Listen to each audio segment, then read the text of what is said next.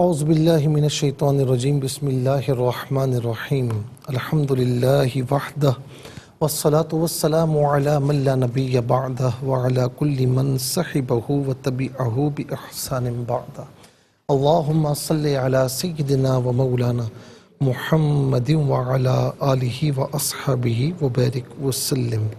محترم ناظرین و سامعین، ڈیئر ویورز اینڈ لسنرز، السلام علیکم ورحمۃ اللہ وبرکاتہ.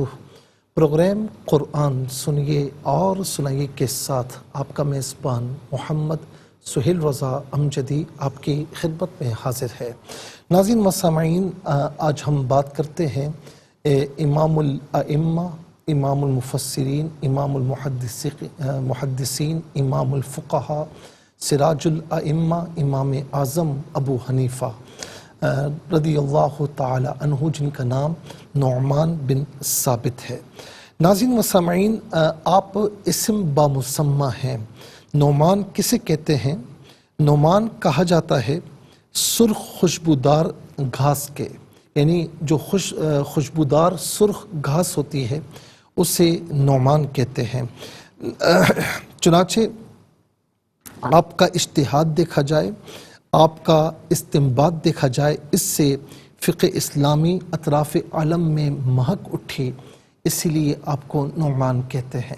نعمان بن ثابت، حضرت ثابت جو آپ کے والد گرامی ہیں، ناظرین ان کو سیدنا مولا علی المرتضی رضی اللہ تعالی عنہ کے پاس لے جایا گیا تھا. تو سیدنا مولا علی المرتضی رضی اللہ تعالی عنہ نے حضرت ثابت رضی اللہ تعالی عنہ کے لیے اور آپ کی ذریت کے لیے دعا فرمائی. اسی لیے کہا جاتا ہے کہ ان دعاؤں میں نعمان بن ثابت امام اعظم ابو حنیفہ رضی اللہ تعالی عنہ کا بھی حصہ ہے. 80 سنہ ہجری میں آپ کی پیدائش ہوئی اور 150 سنہ ہجری میں آپ کی وفات باسعادت ہوئی. آپ کو امام اعظم کیوں کہتے ہیں؟ ذرا ناظرین اس پر بات ہو جائے. کچھ لوگ کہتے ہیں کہ جی امام اعظم تو حضور نبی کریم صلی اللہ تعالی علیہ وسلم ہے، تو آپ کو امام اعظم کہنا گویا کہ یہ جو ہے وہ شرک فی الرسالہ ہو رہا ہے. تو ذرا اس بات کو سمجھیے گا. امام کا لغوی معنی ہے پیشوا، یعنی جس کی پیروی کی جائے. علامہ مجد الدین فیروز آبادی قاموس میں لکھتے ہیں والامام ما انتم به رئیس او غیر. امام وہی ہوتا ہے کہ جو یعنی پیشوا ہوتا ہے، اور اعظم جو ہے عظمت سے اس میں تفصیل کا صیغہ ہے، جس کے معنی ہے سب سے بڑا امام یا بہت بڑا امام، سب سے بڑا پیشوا یا بہت بڑا پیشوا. تو لغوی اعتبار سے اگر دیکھا جائے تو امام اعظم سوائے حضور نبی کریم صلی اللہ تعالی علیہ وسلم کے امام الرسل کے کوئی اور اس کا مصداق نہیں ہے، فقط حضور نبی کریم صلی اللہ تعالی علیہ وسلم ہے. لیکن اصطلاحی اعتبار سے دیکھا جائے تو لفظ امام کا معنی ہے نماز پڑھانے والا، یا اس کا معنی حاکم کے بھی آتا ہے، ماہر فقہ کے بھی آتا ہے، مجتہد یعنی حضور نبی کریم علیہ السلام کی شریعت مطہرہ میں اجتہاد کی اہلیت رکھنے والا. تو امام اعظم کا اصطلاحی معنی ہوا سب سے بڑا نماز پڑھانے والا، سب سے بڑا امام یا بہت بڑا امام، سب سے بڑا حکمران یا بہت بڑا حکمران، سب سے بڑا یا بہت بڑا ماہر فقہ، سب سے بڑا مجتہد یا بہت بڑا مجتہد.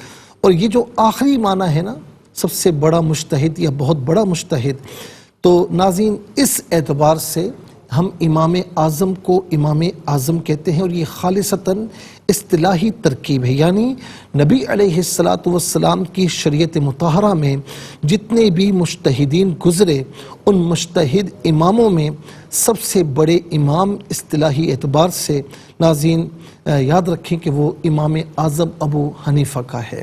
اور یہ اصطلاحی اعتبار سے یہ جو لقب ہے یہ حضور نبی کریم علیہ السلام کے لیے استعمال کرنا صحیح نہیں ہے، کیونکہ خدام نبوی میں سب سے بڑا خادم مجتہدین میں سے وہ امام اعظم ابو حنیفہ ہیں. اور اگر حضور نبی کریم علیہ السلام کے لیے استعمال کرتے ہیں تو گویا کہ نبوت اور رسالت سے نیچے اتار کر ہم مجتہدین کی صف میں کھڑا کر رہے ہیں، ایسا ہرگز نہیں ہے. اسی طریقے سے ناظرین ہم دیکھتے ہیں نا، ہم فاروق اعظم کہتے ہیں، صدیق اکبر کہتے ہیں، تو بھائی ومن اصدق من اللہ حدیثا، اللہ سے بڑھ کر کون اتنی باتوں میں سچا ہے؟ تو سب سے بڑا صدیق تو اللہ رب العالمین ہے. مخلوق میں صدیق اکبر حضور نبی کریم علیہ السلام ہے. اسی طریقے سے فاروق اعظم، حق اور باطل میں سب سے بڑا فرق کرنے والا تو وہ ناظرین اللہ رب العالمین خود ہے. اور اسی طریقے سے مخلوق میں حضور نبی کریم علیہ السلام حق اور باطل میں فرق کرنے والے ہیں. اسی طریقے سے ہم قائد اعظم کہتے ہیں. اسی طریقے سے اول القاب قائد اعظم تو حضور نبی کریم علیہ السلام ہے. تو یاد رکھیں کہ مخلوق میں حضور نبی کریم علیہ السلام کے بعد اصطلاحی اعتبار سے اگر کوئی صدیق ہے سب سے بڑا تو وہ صدیق اکبر ہیں، کوئی سب سے بڑا فاروق ہے تو وہ فاروق اعظم ہیں. اور پھر ہمارے اس دور میں ہم دیکھتے ہیں کہ جتنی مشقتیں، جتنی سعی محمد علی جناح علیہ رحمہ نے کی تو اس اعتبار سے ان کو قائد اعظم کہتے ہیں اور کوئی بھی اس پر انگلی نہیں اٹھاتا. تو مجتہدین میں حضور نبی کریم علیہ السلام کی شریعت مطہرہ میں مجتہدین میں سب سے بڑے امام صحابہ کرام کے بعد کے دور میں سب سے بڑے امام جو ہیں وہ امام اعظم ابو حنیفہ ہیں. اور کیوں ہے ناظرین؟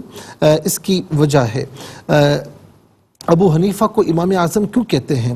آپ مجتہدین کے طبقات کے اعتبار سے سب سے بڑے ہیں اپنے ہم اثر اور مجتہد اماموں میں، کیونکہ آپ کی ولادت 80 سنہ ہجری میں ہوئی اور آپ کے جو ہم اثر ائمہ مجتہدین ہیں، امام مالک ہیں، امام اوزاعی وغیرہ، اور آپ کے بعد کے جو امام ہیں، امام شافعی، امام احمد بن حنبل، ان میں سے کسی کو بھی یہ شرف حاصل نہیں جو امام اعظم ابو حنیفہ رحمۃ اللہ تعالی علیہ کو شرف حاصل ہے.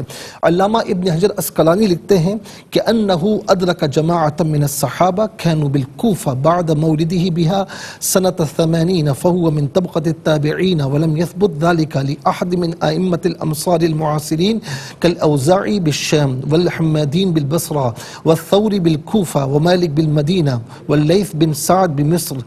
فرمایا کہ انہوں نے صحابہ کرام کی ایک جماعت کو پایا اور جو کہ کوفہ میں تھے اپنی پیدائش کے بعد 80 سنہ ہجری میں، اور 94 سنہ ہجری میں عبداللہ بن انیس رضی اللہ تعالیٰ عنہ سے آپ کی ملاقات ہوئی اور فرمایا کہ آپ تابعین کے طبقات میں سے ہیں.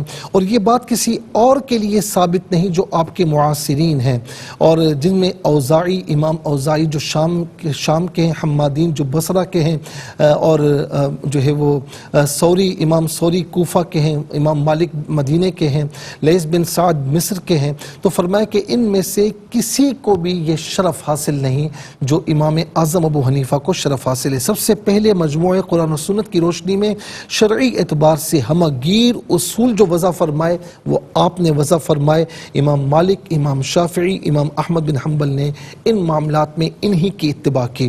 علامہ ابن حجر مکی شافعی لکھتے ہیں انہو اولا من دون علم الفقہ ورتب ابوابا، سب سے پہلے آپ وہی ہیں جنہوں نے علم فقہ کو جو ہے وہ مدون فرمایا اور ابواب ترتیب فرمائے.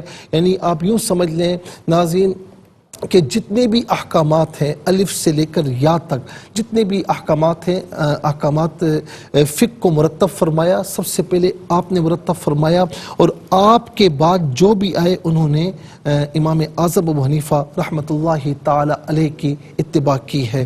امام شافعی فرماتے ہیں الناس کلہم عیال علیہ فی الفقہ، کہ تمام لوگ فقہ میں امام اعظم ابو حنیفہ کے عیال ہیں، یعنی ان کے ماتحت ہیں. فقہ کا جو کھیت ہے عبداللہ ابن مسعود نے بویا، حضرت علقمہ نے سینچا، ابراہیم نخعی نے کاٹا، حماد نے مانڈا، امام اعظم ابو حنیفہ علیہ رحمہ نے پیسا، امام محمد نے روٹیاں بنائیں اور باقی سب کھانے والے ہیں. ناظرین انشاءاللہ مزید انشاءاللہ امام اعظم ابو حنیفہ رحمۃ اللہ تعالیٰ علیہ کے حوالے سے کریں گے. آج کے لیے اتنا ہی کافی ہے. چلتے ہیں آج کے سبق کی جانب.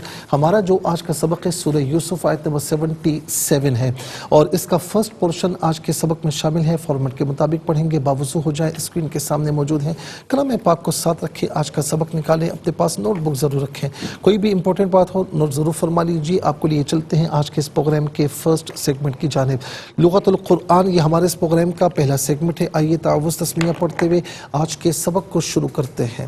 اعوذ باللہ من الشیطان الرجیم، بسم اللہ الرحمن الرحیم۔ قالوا إن يسرق فقد سرق أخ له من قبل فأسرها يوسف في نفسه ولم يبدها لهم۔ قبلو پڑھیں گے وقف کی صورت میں، قبل پڑھیں گے لہم، دونوں صورتوں میں چاہے وقف کیا جائے نہ کیا جائے لہم پڑھا جائے گا۔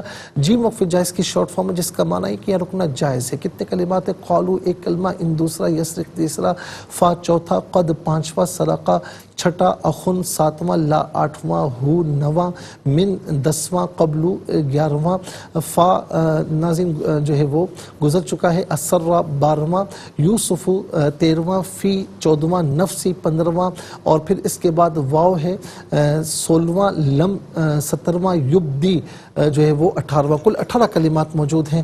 ہر کلمے کو علیحدہ پھر ملا کر پڑھتے ہیں، بغور ملاحظہ فرمائیں، لیکن انشاءاللہ ہمیں جانا ہے بریک کی جانب، کہیں جائے گا مت، ملاقات ہوگی مختصر سے بریک کے بعد۔ ایک ناظرین و سامعین، ہم یہاں پر آج کی جو آیت کریمہ کا حصہ ہے وہ لکھ رہے ہیں۔ بسم اللہ الرحمن الرحیم۔ قالوا ان يسرق فقد سرق اخ له من قبل فأسرها يوسف في نفسه ولم يبدها لهم۔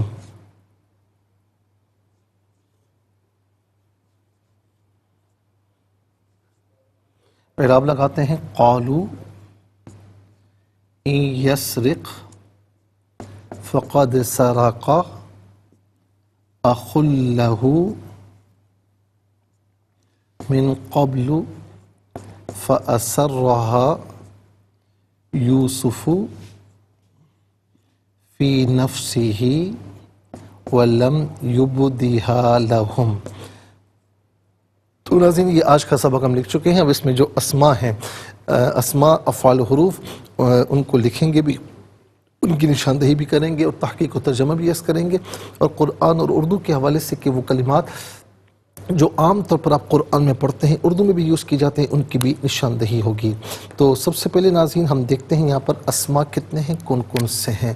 تو پہلا اسم یہاں پر ہے اخن، دوسرا ہو ضمیر، تیسرا قبلو، یہاں پر ہا نمبر 2 آئے گا، اور چوتھا یوسف، پانچواں نفسی، یہاں پر نمبر 2 آئے گا، اور یہاں پر بھی نمبر 2، لہم میں ہم یہاں پر بھی نمبر 2۔ تو کل یہاں پر ناظرین 5 اسماء ہیں۔ نمبر 1 اخن، اچھا جی، نمبر 2 ہو، ہی، ہا اور ہم، ہو، ہی، ہا اور ہم۔ اچھا جی، تیسرا جو اسم ہے قبلو،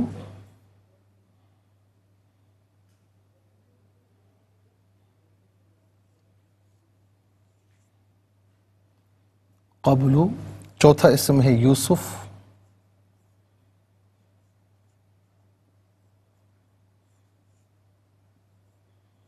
اور پانچواں اسم ہے نفس۔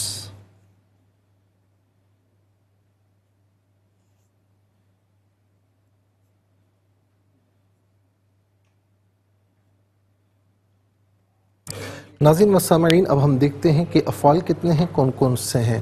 تو پہلا فعل ہے قالو، دوسرا یسرق، تیسرا سرق، چوتھا اسرا، پانچواں یبدی۔ پہلا قالو، دوسرا یسرق،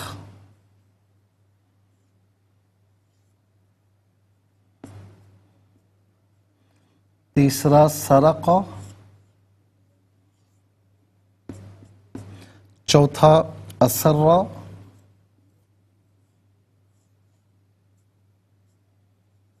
اور پانچواں یبدی۔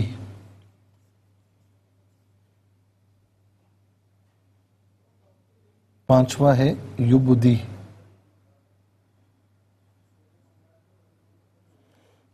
ناظرین 5 افعال ہیں۔ اب ہم دیکھتے ہیں کہ حروف کتنے ہیں، کون کون سے ہیں۔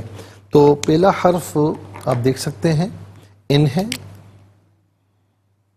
دوسرا فا، تیسرا قد، چوتھا لی، پانچواں من، اور فا گزر چکا ہے نمبر 2 میں، اور چھٹا فی، ساتواں واو، آٹھواں لم، اور لی بھی گزر چکا ہے نمبر 4 میں. تو 8 حروف ہیں.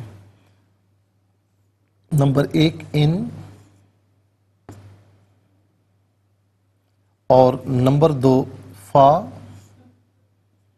نمبر 3 قد، نمبر 4 لی، نمبر 5 من، اور نمبر 6 فی، نمبر 7 واو، نمبر 8 لم. تو ناظرین آپ دیکھ سکتے ہیں کہ کل 8 حروف ہیں. تو کل ملا کر آپ دیکھ لیں 5 اسماء، 5 افعال اور 8 حروف، کل ملا کر 18 کلمات ہوئے.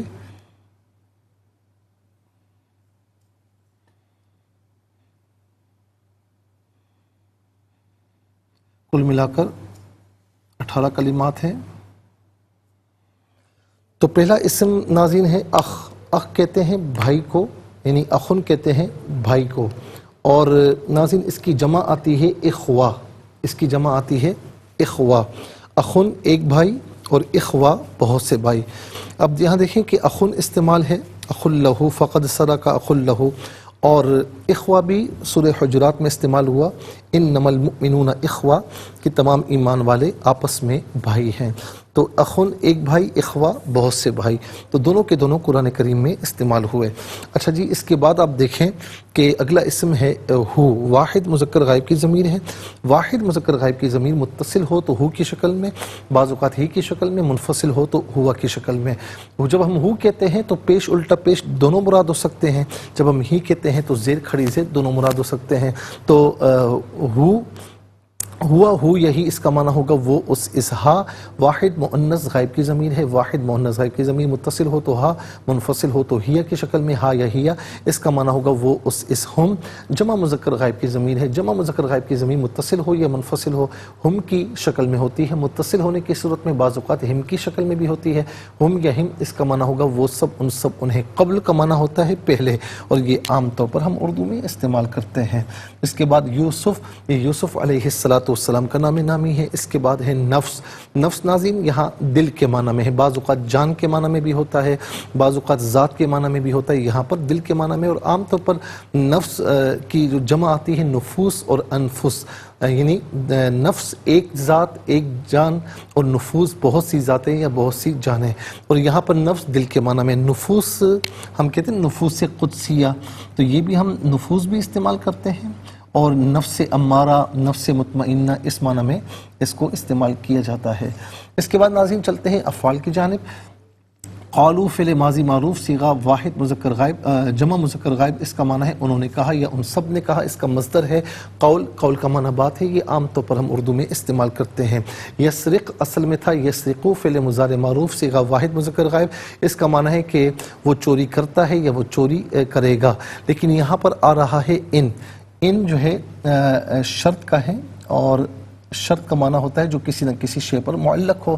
اور ان جب فعل مضارع پر داخل ہوتا ہے تو آخر کو جزم دیتا ہے، سکون دیتا ہے. تو یہ ہوا ان یسرق. تو ان یسرق کا معنی کیا ہوگا؟ اگر اس نے چوری کی، اگر اس نے چوری کی. اس کے بعد سرقہ فعل ماضی معروف صیغہ واحد مذکر غائب، اس کا معنی ہے اس نے چوری کی. اور قد جب فعل ماضی پر داخل ہوتا ہے تو ماضی کو قریب کے معنی میں کرتا ہے، اور اس کا معنی ہوتا ہے قد کا معنی تحقیق یا بے شک، دونوں میں سے کوئی معنی بھی کر سکتے. قد سرقہ تحقیق اس نے چوری کی یا بے شک اس نے چوری کی ہے. اس کے بعد اسرا. اسرا فعل ماضی معروف صیغہ واحد مذکر غائب، اس کا معنی ہے اس نے چھپایا، اس نے چھپایا. سر، اسی سے سر کہتے ہیں نا راز کو، راز کو سر کہتے ہیں چھپانے کو. یہ میرا سر ہے، یعنی یہ میرا راز ہے۔ یبدی، اصل میں یبدی تھا فعل مضارع معروف صیغہ واحد مذکر غائب، اور اس کا معنی ہے کہ وہ ظاہر کرتا ہے یا وہ ظاہر کرے گا۔ لم یہاں پر موجود ہے ناظرین، یہاں پر داخل ہوا۔ لم جب فعل مضارع پر داخل ہوتا ہے تو آخر میں ناظرین یاد رکھیں کہ اگر حرف علت ہو تو اسے گراتا ہے۔ واو الف یا، یہ تینوں حرف علت کہلاتے، حروف علت کہلاتے ہیں، تو یا حرف علت تھا وہ گر گیا تو لم یبدی ہوا۔ اور دوسرا یہ کہ لم فعل مضارع کو بمعنی ماضی منفی کی کرتا ہے، تو اس کا معنی کیا ہوگا؟ لم یبدی، اس نے ظاہر نہیں کیا یا اس نے چھپایا۔ اس کے بعد ناظرین چلتے ہیں حروف کی جانب۔ ان جو ہے اس کا معنی ہے اگر، فا کا معنی پسیت ہو، ان میں سے کوئی معنی بھی کر سکتے ہیں، قد کا معنی بے شک یا تحقیق، ان میں سے کوئی معنی بھی کیا جا سکتا ہے۔ لیے علت کے لیے، واسطے کے لیے آتا ہے، اس کا معنی کے لیے واسطے۔ من کا معنی ہے سے، اور عام طور پر من و عن ہم اردو میں استعمال کرتے ہیں، من و عن۔ اچھا جی، اس کے بعد آپ دیکھیں فی کا معنی ہے میں، واو کا معنی اور، لم کا استعمال، اس کا معنی ہم آپ کو بتا چکے ہیں۔ 18 کلمات میں کل 4 کلمات ایسے ہیں جو بالعموم ہم اردو میں استعمال کرتے ہیں۔ کون کون سے ہیں؟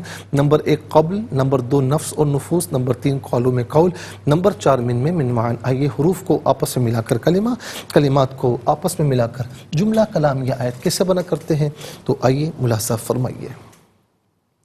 قاف علی زبر قا، لام واپش لو، قالو، حمزہ نون یا زر این، یا سین زبر یس، را قاف زر رق، این یسرق، فا زبر فا، قاف دال زبر قد، فقد، سین زبر سا، را زبر را، قاف زبر قا، فقد سرقا، حمزہ زبر آ، خا لام دو پیش خل، لام زبر لا، ہا الٹا پیش ہو، اخل لہو، میم نون زر من، قاف با زبر قبل، لام پیش لو، من قبل، یہاں وقف پڑھیں گے تو من قبل پڑھیں گے۔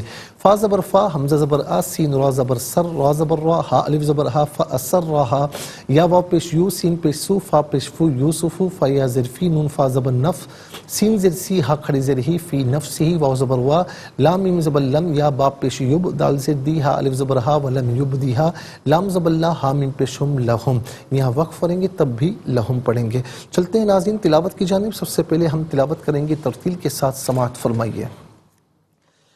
اعوذ باللہ من الشیطان الرجیم، بسم اللہ الرحمن الرحیم،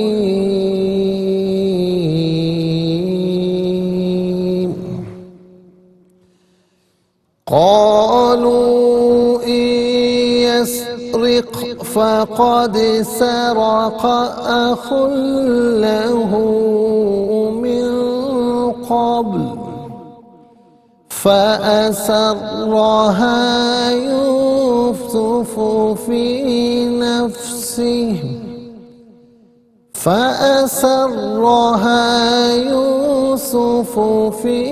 نفسه ولم يبدها لهم۔ اب ہم پڑھیں گے ناظرین حدر کے ساتھ، جیسے نماز تراویح میں آپ سنتے ہیں یا پڑھتے ہیں۔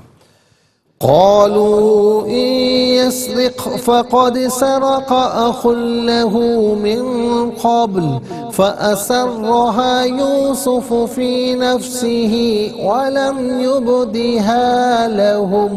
اب ہم پڑھیں گے تدویر کے ساتھ، جس طرح فرض نمازوں میں آپ سنتے ہیں یا پڑھتے ہیں۔ قالوا إن يسرق فقد سرق أخ له من قبل فأسرها يوسف في نفسه ولم يبدها لهم۔ آمنت باللہ، صدق اللہ العظیم۔ تلاوت مکمل ہوئی اور ہمارے اس پروگرام کا فرسٹ سیگمنٹ بھی کمپلیٹ ہو چکا ہے ناظرین، لیکن اس سے پہلے ہمیں جانا ہے بریک کی جانب، کہیں جائے گا مت، ملاقات ہوگی مختصر سے بریک کے بعد۔ ویلکم بیک ناظرین و سامعین، چلتے ہیں آج کے پروگرام کی جانب۔ تلاوت کے مکمل ہوتے ہی ہمارے اس پروگرام کا جو فرسٹ سیگمنٹ ہے وہ کمپلیٹ ہو چکا ہے، آپ کو لیے چلتے ہیں سیکنڈ سیگمنٹ کی جانب۔ تفہیم القرآن، یہ ہمارے اس پروگرام کا سیکنڈ سیگمنٹ ہے، آپ کو لیے چلتے ہیں سب سے پہلے حرف بحرف، لفظ بلفظ ترجمے کی جانب۔ قالو، انہوں نے کہا، ان اگر، یسرق اس نے چوری کی ہے، فا تو، قد سرقہ بے شک چوری کی تھی، اخن بھائی، لا کے ہو اس کے، من سے قبل پہلے، فا پس، اسرا چھپایا، ہا اس سے چھپایا، ہا اسے، یوسف علیہ السلام نے، فی میں نفسی دل ہی اپنے، وا اور، لم یبدی ظاہر نہ کیا، ہا اسے، لا واسطے ہم ان کے۔ آئیے ناظرین چلتے ہیں آسان فہم با محاورہ ترجمے کی جانب۔ قالوا إن يسرق فقد سرق أخ له من قبل فأسرها يوسف في نفسه ولم يبدها لهم.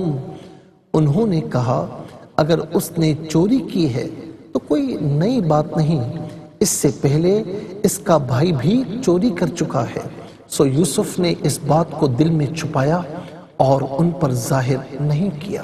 ناظرین، یہ آسان فہم با محاورہ ترجمہ. اب آئیے چلتے ہیں تفسیر کی جانب، اور تفسیر ہم عرض کریں گے آیت نمبر 62 سے.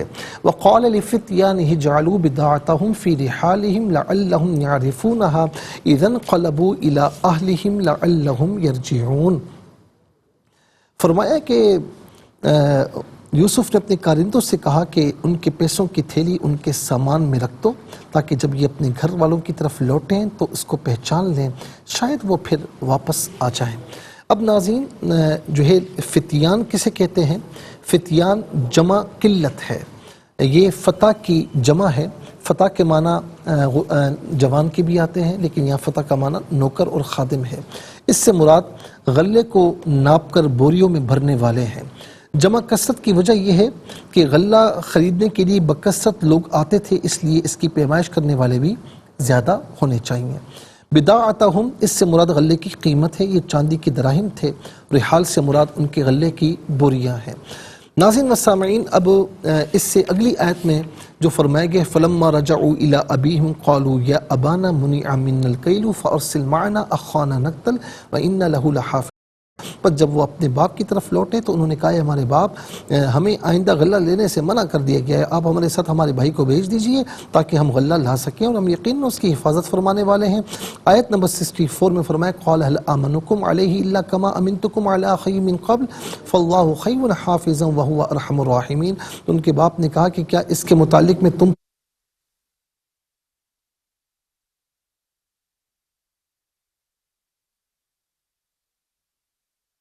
کرنے والوں سے زیادہ رحم فرمانے والا ہے. تو اس میں ناظرین منع من الکیل، کیل کا معنی پیمائش ہے، اور یہاں اس سے مراد جو ہے وہ مکیل ہے، یعنی ہم کو غلہ لینے سے منع کر دیا گیا ہے. اور نقتل یعنی جب معنی اٹھ جائے گا اور ہم بھائی کو لے جائیں گے تو ہم اپنی ضرورت کے مطابق غلہ لے آئیں گے. اچھا جی، بھائیوں کی بوریوں میں رقم کی تھیلی رکھنے کی کیا وجوہات ہیں؟ نمبر ایک یہ ہے کہ جب وہ گھر جا کر بوریاں کھولیں گے اور ان کو اپنی قیمت واپس مل جائے گی تو وہ یوسف علیہ السلام کے کرم اور آپ کی سخاوت سے متاثر ہوں گے اور دوبارہ جانے کے لیے راغب ہوں گے، کیونکہ یوسف علیہ السلام نے اپنے کارندوں سے کہا کہ انہوں نے غلے کی جو قیمت دی ہے وہ ان کی بوریوں میں رکھ دو اور اس طرح رکھو کہ ان کو بالکل پتہ نہ چلے، تاکہ جب یہ گھر لوٹیں تو اس رقم کو دیکھ کر دوبارہ آ جائیں. یوسف علیہ السلام نے کس حکمت کی وجہ سے وہ تھیلی ان کی بوریوں میں رکھوائی تھی، ایک حکمت ہم آپ کو بتا چکے ہیں. دوسرا، یوسف علیہ السلام کو یہ خطرہ تھا کہ شاید ان کے باپ کے پاس مزید غلہ خریدنے کے لیے رقم نہ ہو، اس لیے انہوں نے وہ رقم بوریوں میں رکھ دی.